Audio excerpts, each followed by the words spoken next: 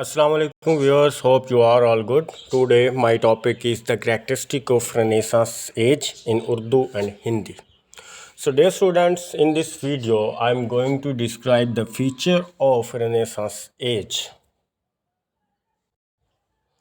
So dear students, इस video में सबसे पहली बात तो ये है कि हम इम्पोर्टेंस ऑफ Renaissance एज इसको हम पढ़ेंगे, इसको सीखेंगे क्योंकि क्यों इम्पोर्टेंट है ये एज, डिफरेंट फीचर्स हैं इसलिए। और दूसरी बात यह है कि एज कितनी ज़रूरी होती है और क्यों हम इसको डिस्कस करते हैं, क्यों इसको रीड करते हैं, क्यों इसके बारे में हमें जानना ज़रूरी है। सबसे पहले तो ये बात है, अगर हम देखा जाए तो किसी भी एज का मतलब हम कोई भी काम करते हैं, कोई भी नावल रीड करते हैं, जैसे कि डॉक्टर फॉस्टर्स की मैं बात करता हूँ क्योंकि वो इसी एज में लिखा गया था। अब डॉक्टर फॉस्टर्स को जिसने पढ़ना है या हैमलेट को जिसने पढ़ना है तो वो पहले इस एज को अगर पढ़ ले तो उसके लिए आसान हो जाएगा, वो पढ़ना उसको समझ आ जाएगा। वो थीम निकालना या इस तरह की चीज़ें उसके लिए बिल्कुल भी मुश्किल नहीं होगा, क्योंकि जो एज की करैक्टरिस्टिक्स होती हैं उसी एज में तो राइटर लिखता है ना, तो वो अपने ऑब्ज़र्व करेगा चीज़ों को, उन्हीं को अपनी राइटिंग में इस्तेमाल करेगा। तो इसलिए बहुत ज़रूरी होता है कि अगर हम एज को डिस्कस कर लेना तो हमारे लिए वर्क को करना बहुत आसान हो जाता है। तो इस वीडियो में मैं डिफरेंट करैक्टरिस्टिक्स बताऊंगा इस एज की, जो रेनेसांस एज है। अगर आप यही कर लेते हैं, रेनेसांस भी बोलते हैं, रेनेसांस भी बोलते हैं, ठीक है। अगर आप यही करैक्टरिस्टिक कर ले तो ये भी काफ़ी है। इसके अलावा मैं आपको बता दूंगा, ठीक है, अगर आप मज़ीद कर लेते हैं तो आपके लिए बहुत ज़्यादा अच्छा होगा। सबसे पहले क्या है, सबसे पहले इंट्रोडक्शन लिखना होता है हमने। तो इंट्रोडक्शन में हम इसका बेहतरीन इंट्रोडक्शन ये है कि अगर हम इसको देखें तो इसके कुछ चंद नाम है मज़ीद रेनेसांस एज के अलावा। सबसे पहला नाम इसको हम एलिज़ाबेथन एज बोल देंगे क्योंकि क्वीन एलिज़ाबेथ थी, उसने रूल किया था। दूसरा नेम हम इसको दे सकते हैं एज ऑफ शेक्सपियर। ये आपके एमसीक्यूज़ भी आ सकते हैं या वैसे भी आपको नॉलेज होना चाहिए, ठीक है, आपसे पूछा जा सकता है बहुत से एग्ज़ाम में। एज ऑफ शेक्सपियर क्यों कहते हैं, उसका रीज़न क्या है? उसका रीज़न ये है कि जी ग्रेट शेक्सपियर इस एज से बिलोंग करता था। ट्यूडर एज क्योंकि प्रिंस ट्यूडर था, वो भी इस एज से बिलोंग करता था। एज ऑफ रिवाइवल जो मेन है इसका नाम, क्यों कहते हैं जी, इसको कहते हैं क्योंकि हर चीज़ रिवाइव हुई थी इसमें, लर्निंग हो गई थी, ठीक है, बहुत सी चीज़ें रिवाइव हुई थी, रिवाइवल हुआ था। एज ऑफ लर्निंग, अभी एज ऑफ लर्निंग भी बोल दें कि कॉज ऑफ लर्निंग, लर्निंग हुई थी इसमें बहुत ज़्यादा, लोगों को सीखने का शौक़ हो गया था बहुत ज़्यादा। जैसे कि आप डॉक्टर फॉस्टर्स जिसने पढ़ा है उसमें आप देखेंगे जो डॉक्टर फॉस्टर्स है उसको लर्न करने का बहुत ज़्यादा शौक़ था। ब्लैक मैजिक मतलब अपनी डिग्री से सेटिस्फाइड नहीं था। अब ये मेन करैक्टरिस्टिक है कि इंसान जो रेनेसांस एज से बिलोंग करते थे ना, वो हमेशा अनसेटिस्फाइड रहते थे, उन्हें सेटिस्फेक्शन नहीं होती थी। ये भी करैक्टरिस्टिक है, इस पर भी आप एक नोट लिख सकते हैं। एज ऑफ डिस्कवरीज, डिस्कवरीज बहुत ज़्यादा हुई थी, जैसा कि प्रिंटिंग प्रेस, ठीक है, अमेरिका की दरियाफ्त और भी मुख्तलिफ़ चीज़ें डिस्कवरीज हो गई थी इस एज में। ये इसके मेन नाम है और उनका रीज़न है, इस पर आपका आसानी से पैराग्राफ हो सकता है। फर्स्ट इसकी जो करैक्टरिस्टिक है वो है जी the most important feature renaissance the intellectual rebirth और रीजनरेशन, ठीक है, इंटेलेक्चुअल रीबर्थ हुई थी बहुत ज़्यादा। इसको हम मूवमेंट बोलेंगे, ठीक है, जो इटली से स्टार्ट हुई है और जो पूरे के पूरे यूरोप में उसके बाद फैल गई थी। डिस्कवरीज होने लग गई थी, रिकवर्ड हो गई थी, यानी कि जो भी इंटेलेक्चुअल चीज़ें होती थी ना वो डेड हो चुकी थी पास्ट एजेस में। तो इस एज में लोग इंटेलेक्ट हो गए थे, इंटेलेक्चुअल हो गए थे, ठीक है, वो डिस्कवर करने लग गए थे चीज़ें। दूसरी क्या है जी, main freedom of thoughts and action.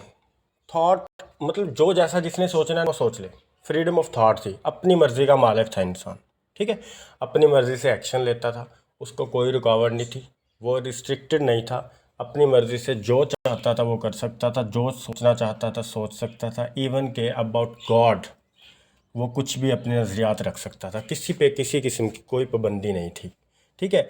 ये हुआ क्यों था, ये साइंटिफिक डिस्कवरीज़ की वजह से भी हुआ था। ये भी इसकी करैक्टरिस्टिक में आ सकता है क्योंकि साइंटिफिक डिस्कवरीज़ मेन यहीं से शुरू होती हैं। तो साइंटिफिक डिस्कवरीज़ भी आप एक करैक्टरिस्टिक उस पर भी अलग से पैरा लिख सकते हैं क्योंकि साइंस की वजह से ये लोगों की जो थॉट है वो लोग अपने ही अबाउट अपनी मर्ज़ी से सोचने लग गए थे। और तीसरी क्या है जी, knowledge is another important, thirst for knowledge.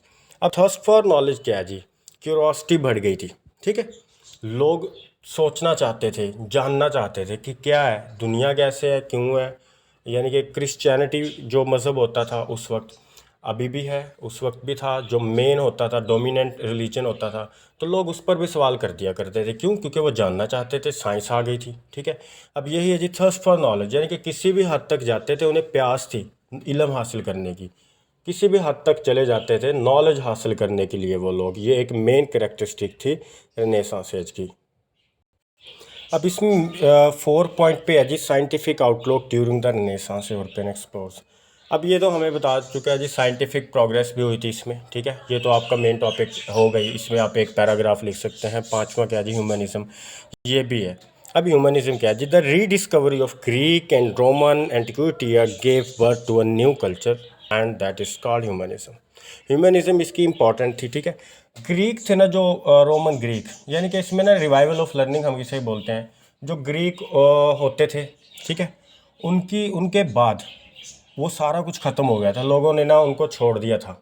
ठीक है, अब इस एज में आके वो दोबारा रिवाइवल हो गया था उनका, इनकी लर्निंग को वो देखने लग गए थे, पहचानने और जानने लग गए थे। अब अनदर कैरेक्टरिस्टिक क्या है जी, लव फॉर एडवेंचर, एडवेंचरस थे पीपल। ठीक है, अब इसमें भी उसी का रेफरेंस दे सकते हैं हम, नॉलेज हासिल करना चाहते थे, अब नॉलेज हासिल करेंगे तो एडवेंचर भी होगा।